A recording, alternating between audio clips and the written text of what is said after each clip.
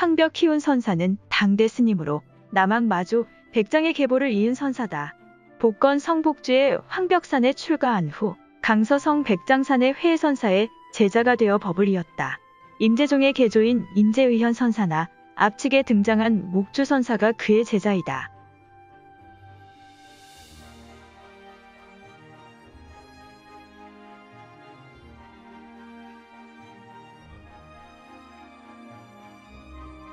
강설. 뛰어난 선지식은 부처님과 조사님들의 위대한 능력을 완전히 체득하여 인연 닿는 이들을 잘 지도한다. 무심히 내뱉는 한마디 말이나 대화가 사람들을 감동시키고 삶의 방향을 바꾸게끔 하며 적절한 행위로 사람들을 올가매고 있던 온갖 번뇌를 끊게 하여 대자유의 경지로 이끈다.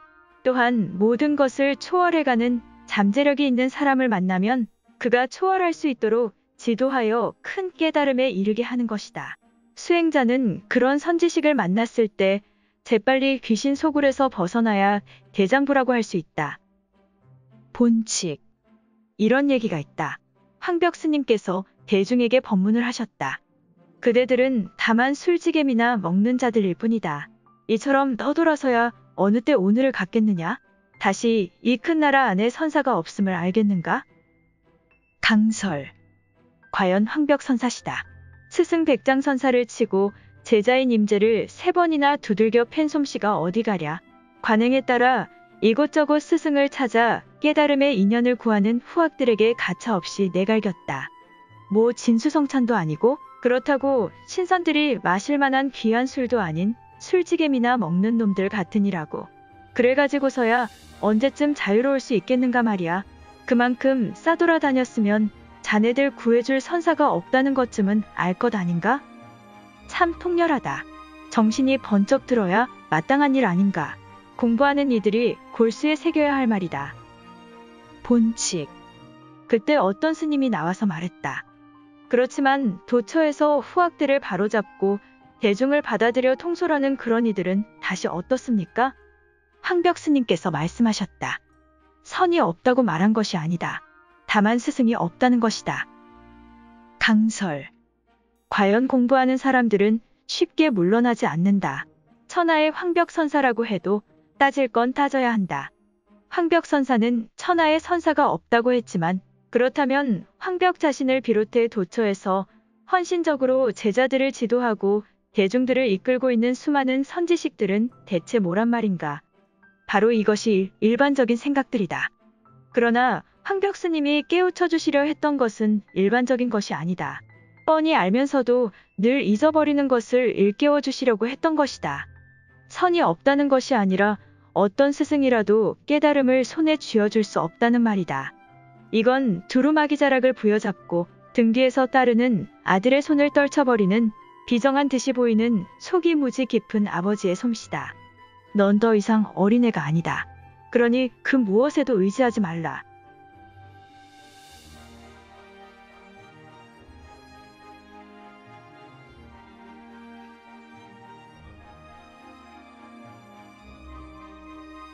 송.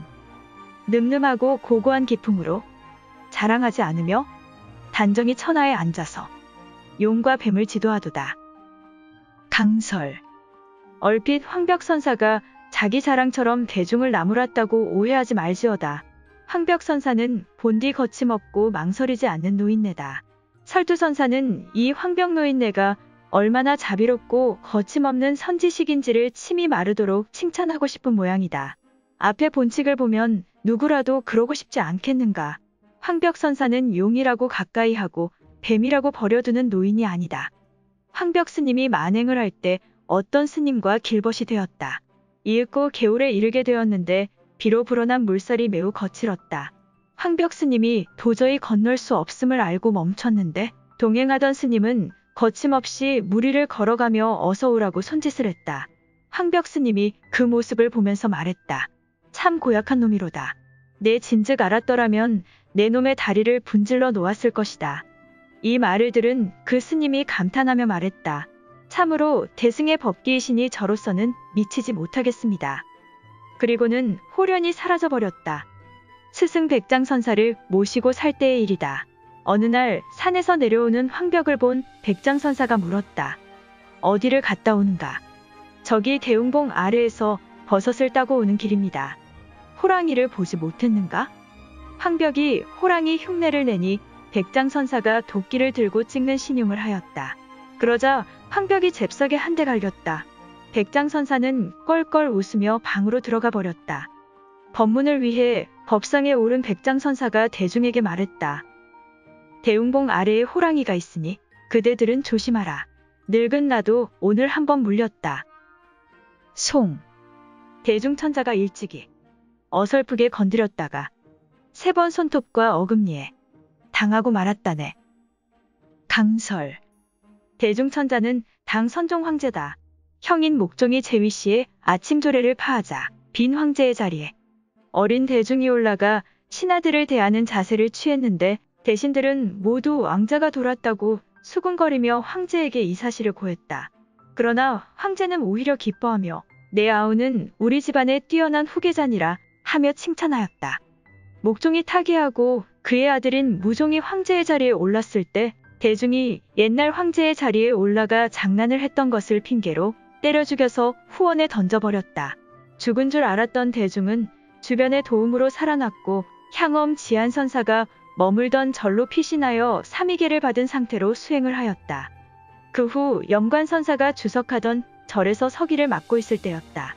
어느 날 황벽선사가 정성스레 예배를 하는데 대중이 물었다. 불법승 어디에도 구하지 말라고 했는데 무엇을 구하여 예배하는 것입니까? 불법승 어디에도 구하지 않기에 이처럼 예배하는 것이니라. 예배를 해서 무얼 하겠다는 겁니까? 이 말을 듣자마자 황벽선사가 대중의 뺨을 후려쳤다. 너무 거칠지 않습니까? 여기 무엇이 있다고 거칠다고 하는 것인가? 그러면서 황벽선사는 또다시 뺨을 후려쳤다. 뒷날 황제가 된 대중은 그때의 기억으로 황벽선사를 행동이 거친 스님이라는 뜻의 추행사문이라는 호를 내렸다. 황벽선사를 생불처럼 모시던 상국배휴가 황제에게 간청해서 다시 호를 단재선사라고 내렸다. 임재선사는 불법의 핵심이 무엇입니까? 하고 황벽선사께 3차례 물었다가 3번 다 몽둥이로 두들겨 맞고는 뒷날 깨달음에 이르러 임재종의 종조가 되었고 대중은 3번 말과 손으로 당한 뒤 이윽고 당의 선종 황제가 되었다. 참, 맞은 값을 제대로 한 것이지. 직접 당해봐야만 한다. 암 그렇고 말고 제대로 당해보지 않으면 꼭 귀신 신하락 까먹는 얘기를 하거나 앵무새처럼 영험 없는 말만 떠드는 법이다. 추행사문이라. 거친 스님이라는 호칭에 선종 황제의 감사의 뜻이 절절하구나.